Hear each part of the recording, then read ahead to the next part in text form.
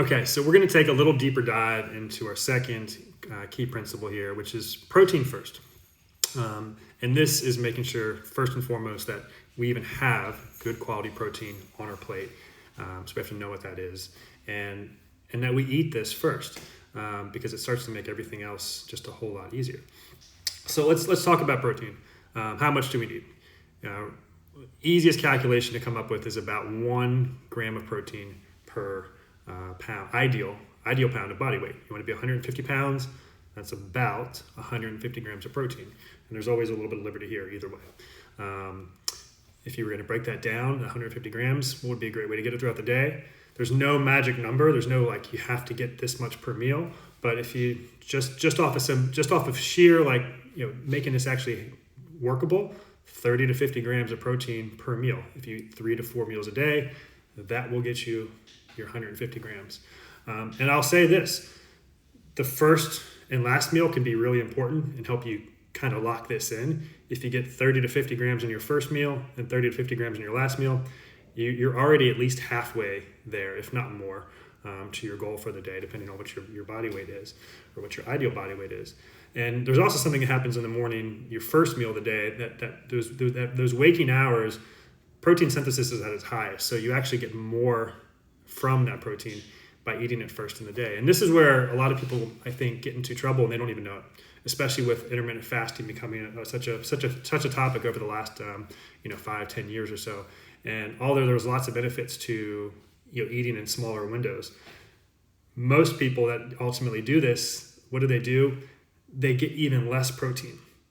Not because they're trying to, but it's just how it works out. So what people are seeing is that physicians are seeing with their clients is that people that have been doing intermittent fasting, people that are skipping a meal, skipping breakfast, they might have lost a few pounds, but what they really have lost is they've lost their muscle mass. They've lost a higher proportion of muscle mass.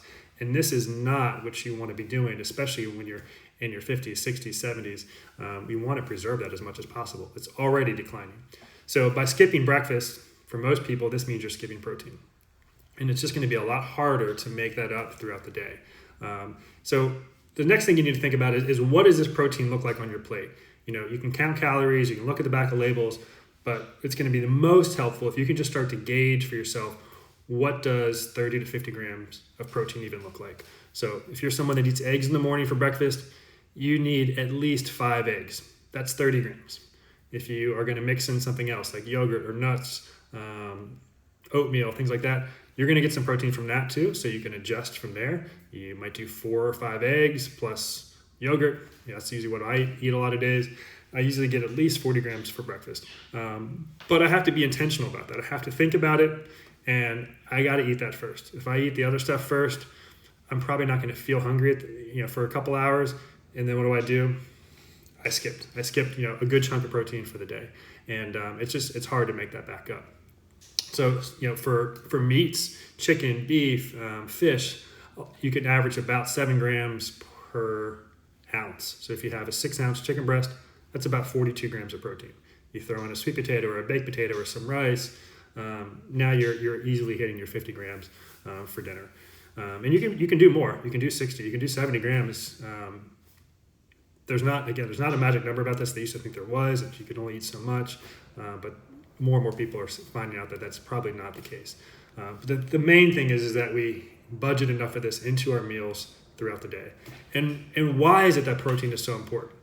So it's not the protein necessarily after, it's the amino acids that are inside the proteins. And this is important to understand because not all proteins are created equal. Beans, especially if you're vegetarian, they're a great source of protein, but they are inferior to chicken, to beef, to dairy, to eggs, which have a more complete profile of the essential amino acids that we need for our body. And these amino acids, they do everything. They are what helps us build muscle. They are what helps us repair our cells and our tissue in our body. They help regulate our hormones, things like our sleep. They play a role in our enzyme production, in our metabolism, and all of these things. So the amino acids, they're called the essential amino acids because they are essential. And, the protein that you're looking on the back of a label of a box of something or even on a protein bar, so you start to get into these processed foods, they're just not the same as a whole food source. So that's why our first principle is whole foods first. And from there, we want to try to get most of our protein from these whole foods. It's not always possible. It's tough. So, I take a protein shake, as I need to, or as I think I need to throughout the day. It helps, but I also know that it's not as good as eating a chicken breast or eating a few eggs. So understanding that not all proteins are created equal, and not just trying to get the calories off of the back, or the protein off of the back of a package, that's going to be a lot harder to get what you actually need, and it's probably not going to be enough. So this is our second principle. It's incredibly important, and if you pair this with the first principle of whole foods, everything in your diet, everything in your nutrition, and ultimately how your body feels and how it is able to regulate it and work gets a whole lot easier. You'll sleep better, which further enhances your hormones and puts them into the right balance. And you're going to feel fuller throughout the day. You're going to be protein. You often feel more satiated with protein. So you're less likely to have cravings and do all the binge eating, or just eat things that aren't really serving you. And the other beauty about this too is that if you start to understand, okay, I know I got to get this 30 to 50 grams. I know what it looks like on my plate. I've got it on my plate. I've got some fiber, some fruits, some vegetables. Now you have so much more flexibility even within your diet, because if you want to eat the ice cream after dinner, if you want to eat the French fries, if you want to eat whatever else, as long as you've gotten those other things in first, you have so much more flexibility. You can probably eat that thing. You probably won't eat as much, and you've still gotten what you need for the day, especially if you've gotten the fiber and the protein in. So this also sets you up to live and not be so strict with everything, and making sure that you got the important things first. So that's the principle here. Protein first on your plate. Know that not all protein is created equal. You need about 1 gram of protein per pound of ideal body weight. And try to eat that first at your plate. Know what it looks like and eat that first. So that is protein first. Thank you for listening, and we'll see you here on the next one.